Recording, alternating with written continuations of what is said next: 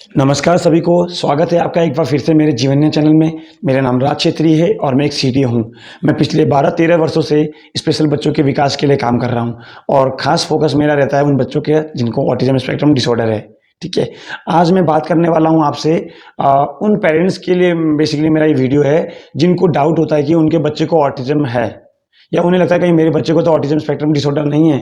तो उन्हें अगर उनको डाउट हो रहा है तो आगे क्या करना चाहिए, उसके लिए मेरा ये वीडियो है। तो चलिए शुरू करते हैं आज का वीडियो।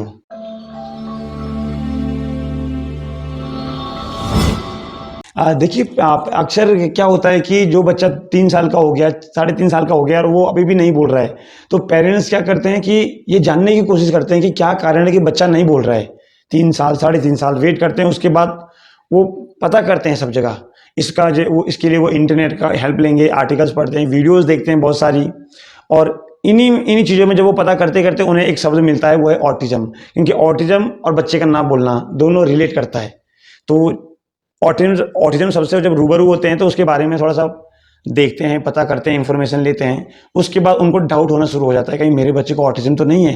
क्योंकि ऑटिज़म एक स्पेक्ट्रम डिसऑर्डर है और उसमें कुछ लक्षण होते हैं, सिम्पटम होते हैं जो बच्चा शो करता है। लेकिन क्योंकि ये एक स्पेक्ट्रम है तो ये एक बच्चा जिस बच्चे को ऑटिज़म है उसमें वो एक बच्चा सिम्पटम शो कर रहा है, दूसरा बच्चा वो सिम्पटम शो नहीं करेगा और जो दूसरा बच्चा जो सिम्पटम शो कर रहा है वो पहला बच्चा नहीं करेगा। तो इसमें क्या है, पेरेंट्स कन्फ्यूज़ हो जाते हैं कि मेरा बच्चा ये चीज़ें तो करता है, इसको ऑटिज़म है, ये चीज़ें तो नहीं करता, इसका मतलब इसको ऑटिज़म नहीं है। तो इसमें क्या है, पेरेंट डाउट में रहते हैं। तो आपको क्या करना है, सबसे पहले अपना डाउट क्लियर करने के लिए बच्चे का असेसमेंट करवाना है। जी, आप बच्चे का सबसे पहले काम, सारा काम छोड़ के बच्चे का असेसमेंट करवाइए। असेसमेंट करवाने के लिए आपको जाना है डॉक्टर के पास और डॉक्टर ये हमारे जनरल फिजिशियन नहीं, जो सर्दी, खांसी, जुकाम देखते हैं, पेट दर्द देखते हैं, उन डॉक्टर के पास नहीं जाना है। हमें जाना है डेवलपमेंटल पीडियाट्रिक के पास। जो डेवलपमेंटल पीडियाट्रिक होता है, वो बच्चों के विकास से संबंधित समस्याओं को देखता है, जैसे बोलने का, उस बच्चे के चलने का, उसकी समझ का, है ना, भाषा विकास, इन सब चीज़ों का बच्चे का वो चेक करते हैं, देखते हैं कि कहाँ पर समस्या है। तो आप डेवलपमेंटल पीडियाट्रिक के पास जाइए, वो बच्चे का पूरा असेसमेंट करेंगे और असेसमेंट करने के बाद एक रिपोर्ट तैयार करके वो आपको देंगे, जो बताएगा कि बच्चे को ऑटिज़म है या नहीं है, ठीक है? वो रिपोर्ट बहुत ही खास है, तो इसलिए असेसमेंट कराइए। क्योंकि आप जब थेरेपी के लिए कहीं भी जाएँगे, इंटरवेंशन के लिए कहीं भी जाएँगे, आप स्कूल में जाएँगे, थेरेपी सेंटर में जाएँगे, तो सबसे पहले आपसे थेरेपिस्ट यही पूछेगा कि आपने बच्चे का असेसमेंट करवाया है कहीं? तो आपके पास वो असेसमेंट होना चाहिए, वो रिपोर्ट होनी चाहिए, ताकि आप बोल सको हाँ जी, मैंने करवाया है, ठीक है? तो पहला काम असेसमेंट करवाइए, जिससे आपको क्लियर हो जाएगा कि बच्चे को ऑटिज़म है या नहीं है। दूसरी बात, अगर बच्चे को ऑटिज़म आपको लग रहा है कि हाँ, डायग्नोज़ दे दिया गया कि बच्चे को ऑटिज़म है, फिर आपको क्या करना है, आपको जो है ज़्यादा से ज़्यादा इन्फॉर्मेशन लेना है ऑटिज़म के बारे में। आपको जानना है कि ऑटिज़म क्या चीज़ होती है और कैसे इंटरवेंशन होता है इसमें।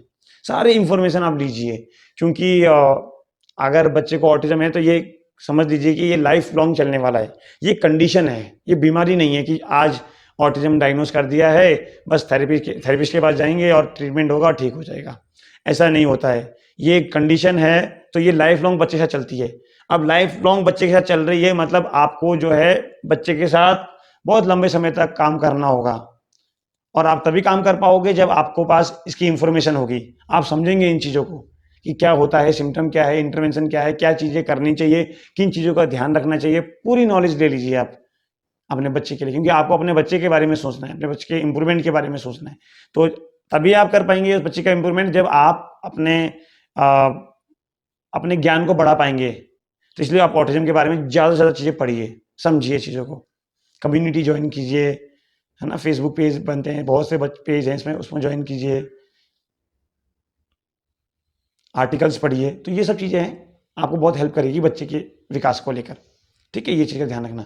दूसरी बात ये है कि आप, जैसे हम थेरेपिस्ट हैं, जो कोई भी थेरेपिस्ट होता है वो स्टार्टिंग से थेरेपिस्ट नहीं होते हैं, वो अपनी पढ़ाई फिनिश करते हैं, उसके बाद वो स्पेशल कोर्स करते हैं इन चीज़ों का, कि कैसे हमने बच्चे के साथ काम करना है, पूरा एक कोर्स होता है इसका, वो कंप्लीट करते हैं, उसके बाद ही जो है बच्चों के साथ वो काम करते हैं और इम्प्रूवमेंट लाते हैं, है ना? आप भी थेरेपिस्ट के पास जाते हैं, थेरेपिस्ट काम करता है तो इम्प्रूवमेंट आता है। आता है ना, नहीं आता है कि नहीं आता?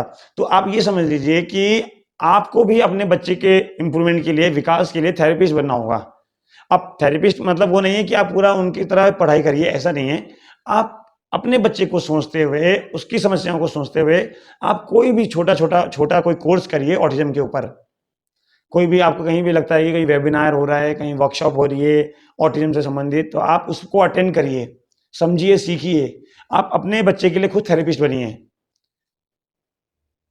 ठीक है? ये क्योंकि देखो, मैं कुछ वैसे बातें नहीं कर रहा हूँ, जैसे मान लो अगर हमारे दांत में दर्द है और हमें डेंटिस्ट के पास जाना है तो जाना है, और डेंटिस्ट के पास इक्विपमेंट है, मशीनें रखी हुई हैं जो हम अपने घर में नहीं रख सकते, वो डेंटिस्ट के पास ही जाना होगा, तो वहां से वो हमें ट्रीटमेंट करता है। लेकिन ये क्या है, जो इसमें जो थेरेपी चलती है, ऑटिज्म जो थेरेपी चलती है, इसमें कोई कोई बड़ी मशीनें का इस्तेमाल नहीं होता है, कोई इक्विपमेंट का इस्तेमाल नहीं होता है। जो भी चीज़ें होती हैं वो हम बना सकते हैं, तैयार कर सकते हैं, मार्केट में अवेलेबल है, हम अपने घर में रख सकते हैं। तो आप उन चीज़ों तो हम कर सकते हैं, तो आप भी उसको अच्छे से कर सकते हैं। तो आप उस चीज़ को करिए, समझिए अच्छे से, और आप देखेंगे जब आप ये सब चीज़ें करेंगे तो बच्चे में इम्प्रूवमेंट भी आएगा जब अप्लाई करेंगे आप। ठीक है? आपको ज़रूरी है बहुत ही। इससे क्या होगा कि आप जो थेरेपिस्ट के पास जाएंगे तो आप उनको अपने इनपुट दे सकते हो, आप बता सकते हो, या वो जो थेरेपिस्ट काम कर रहा है बच्चों के साथ, तो आप भी बिल्कुल बता सकते हो, हाँ, कि ये इस तरह से मेरे बच्चे साथ हो रहा है या नहीं हो रहा है, आप बिल्कुल अवेयर रह पाएंगे।